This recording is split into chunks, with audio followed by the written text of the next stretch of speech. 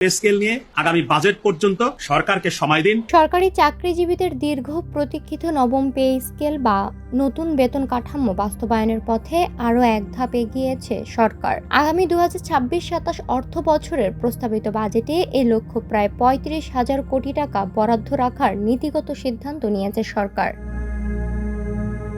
নতুন এই বেতন কাঠামো বাস্তবায়নে সরকার বর্তমানে দুটি বিকল্প পদ্ধতি পর্যালোচনা করছে। প্রথমটি হলো 3 বছরের একটি দীর্ঘমেয়াদী পরিকল্পনা। এই পরিকল্পনা অনুযায়ী আগামী অর্থ বছরের প্রস্তাবিত মূল বেতনের 50% বৃদ্ধি করা হবে। বাকি অংশ পরবর্তী বছরে এবং বাড়ি ভাড়া ও অন্যান্য ভাতা তৃতীয় বছরে 2 ধাপে প্রদান করা হবে। অন্যটি হলো পরবর্তী 2 অর্থ বছরে ধাপে ধাপে পুরো পে স্কেল বাস্তবায়ন করা হবে। সার্বিক মূল্যস্ফীতি ও সরকারের আর্থিক সক্ষমতা বিবেচনা নিয়ে এই প্রস্তাবগুলো পর্যালোচনার জন্য মন্ত্রিপরিষদের সচিবের নেতৃত্বে একটি উচ্চ পর্যায়ের কমিটি গঠন করা হয়েছে। অর্থ মন্ত্রণালয়ের হিসাব অনুযায়ী নবম পে স্কেল পুরোপুরি বাস্তবায়ন করতে সরকারের অতিরিক্ত প্রায় 1,06,000 কোটি টাকার প্রয়োজন হবে। এর মধ্যে 80,000 কোটি টাকা সরাসরি কর্মকর্তা কর্মচারীদের পেছনে এবং বাকি অংশ পেনশনভোগী ও এমপিওভুক্ত শিক্ষক কর্মচারীদের জন্য ব্যয় হবে।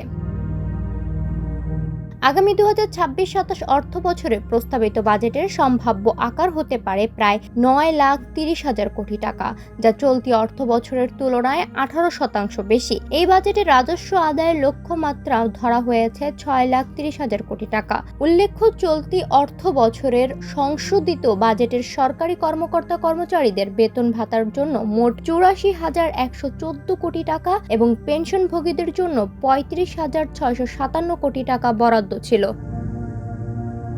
নতুন বেতন কাঠামো বাস্তবায়নের জন্য গত অন্তর্বর্তীকালীন সরকার 30,000 কোটি টাকা বরাদ্দ রাখলেও রাজস্ব আহরণ কম হওয়া এবং আন্তর্জাতিক বাজারে জ্বালানির দাম বৃদ্ধির কারণে তা পিছিয়ে যায়। পে কমিশনের প্রস্তাব অনুযায়ী 20টি গ্রেডের এই নতুন কাঠামোতে সর্বনিম্ন বেতন 8,250 টাকা থেকে এবং সর্বোচ্চ বেতন 78,000 টাকা থেকে বাড়িয়ে 1,60,000 টাকা করার সুপারিশ করা হয়েছে। 2015 সালের তুলনায় প্রকৃতি মজুরি যেন কমে না যায় সেটি নিশ্চিত করতেই এই সুপারিশ করা হয়।